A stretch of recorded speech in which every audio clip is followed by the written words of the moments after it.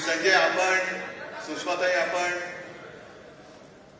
प्रभू श्री रामचंद्राचा अनुयायी कसा असायला पाहिजे म्हणून माझा उल्लेख केला. संयम, एकवचनी, एकपत्नी, आता तुम्ही म्हणाला आणि ते खरंच आहे.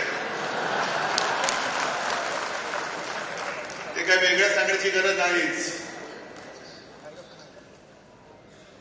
पण आज जे काही रामाचे मुखवटे घालून रावण फिरतायत,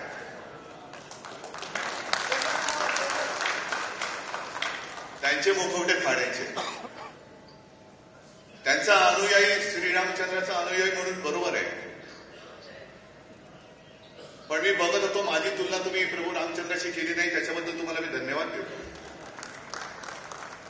कारण काल सगळे अंधभक्त तिकडे जमले होते. त्यांचे सगळ्यांचं जे काही ज्ञान आहे, त्यांची जी काही बुद्धी आहे, त्याचा आदर करतो मी. पण कोणीतरी एकाने आपल्या पंतप्रधानांची बरोबरी, म्हणजे आजचे शिवाजी महाराज म्हणजे आमचे पंतप्रधान, अजिबात नाही, त्रिवार नाही. जर छत्रपती शिवाजी महाराज जन्माला आले नसते तर आज राम मंदिर उभं राहू शकलं नसतं. आज तुम्ही तिकडे जे काही जाऊन बसलात, ते केवळ आणि केवळ त्यावेळेला हे तेज महाराष्ट्राच्या मातीत जन्माला आलं म्हणून आणि म्हणूनच. नाहीतर हे कोणाही येरागावळ्याचं काम नव्हतं. आणि म्हणूनच आज मी ठरवलं की जी माती आहे, या मातीमध्ये ते तेज जन्माला आलेलं आहे. आपल्याला सर्वांना कल्पना आहे, 2018 सालच्या दसरा मेळाव्यात मी बोललो होतो, मी अयोध्येला गेलो.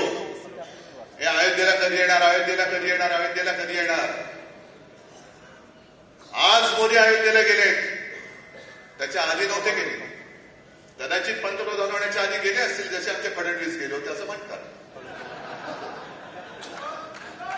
आणि सहज माझ्या मनात आलं होतं, या इतके वर्ष विषय चाललेला आहे, थंड बसतात म्हणलाय, काय मनात आलं कोणास ठाऊक. मी म्हटलं चला शिवनेरीला जाऊ, शिवजन्मभूमीची एक मूठभर माती घेऊन राम जन्मभूमीला जाऊ.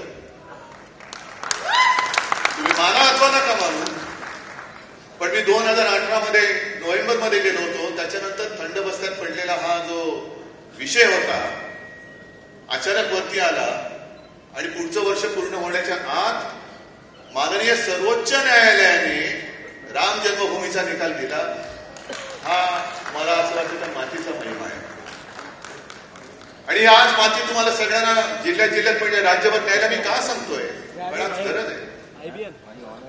जसं त्यावेळेला ते हिरवं वादळ आलं होतं, संपूर्ण वाताहात चालली होती. आणि त्यावेळेला छत्रपती शिवाजी महाराजांनी महाराष्ट्रात जन्म घेतला. आणि म्हणून म्हणजे महाराष्ट्राने देश वाचवला, हे सत्य. महाराष्ट्राने वाचवला. औरंगजेब हा संभाजी महाराजांचा जो त्यांनी निर्गुण वध केला, त्याच्यानंतर इकडे बसला होता हे राज्य गिळायला. म्हणजे संजय राऊत, आपण रामायणाचे काही दाखले दिले, तसे हे काही शिवचरित्रातले दाखले आहेत.